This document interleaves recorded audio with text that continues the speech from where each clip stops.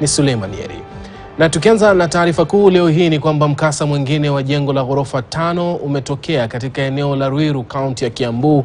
Ni hapo jana ambapo zaidi ya wapangaji 100 waliokuwa wanaishi kwenye jumba hilo kuagizwa kuhama wakati lilipoonyesha dalili za kuanguka. Agizo la kuondolewa kwa wapangaji hao lilitolewa na gavana wa Kiambu Kimani Wamatangi.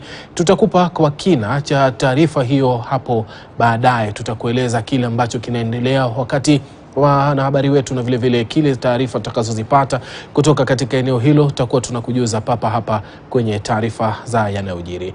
Na idadi ya watu waliofariki kutokana na ajali za barabarani mwaka huu imeongezeka ikilinganishwa na kipindi sawa mwaka uliopita. Kulingana na takwimu za idara ya trafiki nchini, idadi ya watu waliofariki imeongezeka kwa 5% kutoka 3907 mwaka 2021 hadi 4116 mwaka huu. Miongoni mwa watu